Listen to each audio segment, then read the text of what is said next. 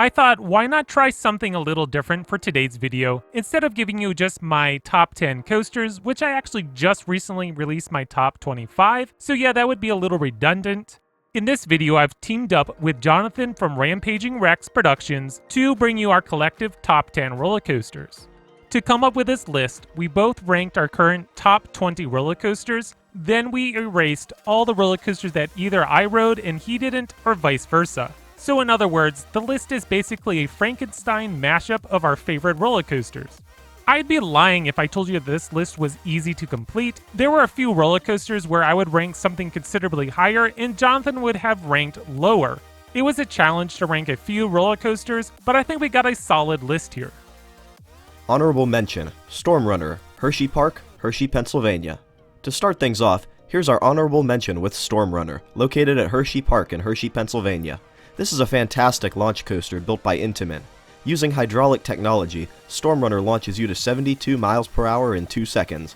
The thrills don't end there as you climb 150 feet diving near vertically into a 180-foot plunge. The ride has 3 inversions, a cobra loop, heartline roll, and a flying snake dive, which is one of the best inversions in the world. The roller coaster is rather short, clocking in with a 50-second ride time, but every moment is adrenaline-packed. Number 10, Tennessee Tornado, located at Dollywood in Pigeon Forge, Tennessee. Aerodynamics, one of the forefathers to steel coaster manufacturing, went out with a bang by building one of their best roller coasters before going bankrupt a few short years later. Many aero looping coasters prior to Tennessee Tornado were known to be rough with janky transitions, but not this one. Tennessee Tornado is pretty smooth coaster packed with exciting inversions and a couple good pops of airtime. The first grand drop is diving right through the side of the mountain, which is where you will find the best airtime moments of the entire ride. The back row really sends you flying out of your seat, making you feel like you're going to crash into the ceiling of the tunnel. The giant 110-foot loop is the ride's signature element. It may not be the tallest inversion in the world, but because of its large circular shape, it manages to be very intimidating, yet also captivating. Similar to Storm Runner, the ride is on a shorter side with a track length of 2,682 feet, but Aero used every inch of that track to create one heck of a ride. Number 9, Diamondback, located at Kings Island in Mason, Ohio. This roller coaster delivers on what B&M does best, and that's solid floater airtime. Every hill on this roller coaster is loaded with floater airtime. The train's longer, staggered seatings allow the riders in the back to get some extra whip diving down every drop. The splashdown near the end of the ride may not be a highlight while riding the roller coaster, but delivers one neat spectacle for those who are watching below. This hypercoaster features a typical out and back layout, but with the beautiful forest surrounding you, creates a nice backdrop and gives you that feeling like you left the park and are now on one epic journey. Diamondback isn't all airtime. There are a couple solid moments of positive G's, something to get the heart pumping. Number 8, Manta, located at SeaWorld Orlando in Orlando, Florida. There are some coasters that not only do you want to ride all day, you could also just watch it fly through its course over and over.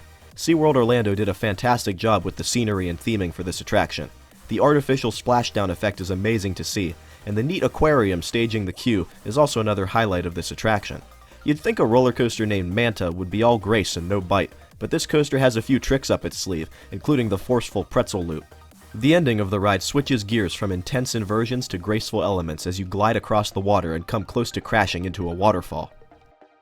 Number 7, Alpengeist, located at Busch Gardens, Williamsburg in Williamsburg, Virginia. Fun fact, the first time I rode this roller coaster in 2013, I was underwhelmed. I thought the roller coaster was rough and boring. Fast forward to today, and it's one of our favorite inverted roller coasters. The ride seemed considerably smoother from my previous ride, delivering a solid, forceful experience. Each inversion packs a punch, including my personal favorite inversion of the ride, the Zero-G roll. Sure, the Cobra roll could be a little smoother, but the rest of the ride makes up for that one quick, janky transition. The theming that Busch Gardens added to this attraction is the cherry on top, making this a well-rounded roller coaster. Number 6, Millennium Force, located at Cedar Point in Sandusky, Ohio. The king of giga coasters, Millennium Force has been thrilling guests for 20 years as of this spring. Standing a staggering 310 feet, Millennium Force reaches speeds of 93 miles per hour along its 6,595 feet of track. Instead of focusing on airtime, Millennium Force is all about the speed and crazy overbanked turns. The ride interacts with the terrain and surrounding attractions brilliantly. Number 5. Great Bear, located at Hersheypark in Hershey, Pennsylvania.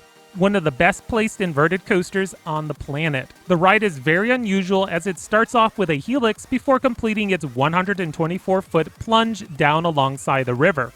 The roller coaster interacts with multiple attractions, including their log flume, Super Duper Looper, and their Skylift attraction. Each one of its 4 inversions are exhilarating.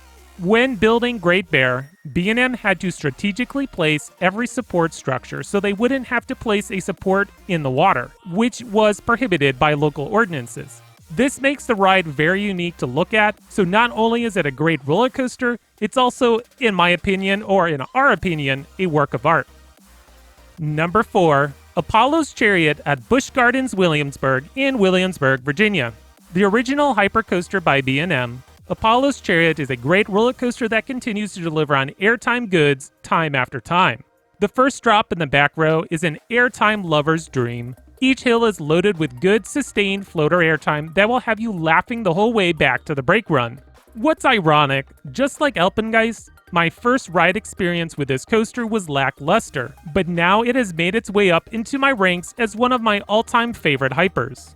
The best moment of the ride is near the end, when you dive down into this ravine that you didn't even realize that was there. It's a great surprise that sends you flying out of your seat. Like all B&M hypers, Apollo's Chariot has a great capacity, so you can just keep hopping in line and re-riding this coaster to your heart's content. Number 3. Mystic Timbers, located at Kings Island in Mason, Ohio. Surprisingly, the only wooden coaster to make our list today, which should be a testament to how great Mystic Timbers actually is. This GCI wooden coaster is unlike any of their previous models. Instead of a complicated spaghetti bowl of track, Mystic Timbers is an out-and-back layout that stays low to the ground, delivering insane moments of airtime at breakneck speeds. Mystic Timbers may be a wooden coaster, but don't let its insane glossy smooth track fool you into thinking this is steel, because this is honestly one of the smoothest wooden coasters I've ever ridden. The infamous shed near the end of the ride may be uninspiring, but don't let that detract from the rest of this outstanding attraction. Number 2. Maverick, located at Cedar Point in Sandusky, Ohio. Even though we both decided that another roller coaster will earn our top ranks, Maverick is a roller coaster that has a special place in my heart. From seeing the announcement animations of this attraction back in 2006, I went head over heels for this wild stallion. Intamin created what I would consider a masterpiece with Maverick. The roller coaster literally embodies the name. Every turn, hill, and inversion is breathtaking and demands to be ridden multiple times. Some would argue that this coaster has a couple moments of bad pacing, mostly the trim brakes after the launch tunnel, but I'd have to disagree. Even the trim brakes complement the erratic behavior of Maverick.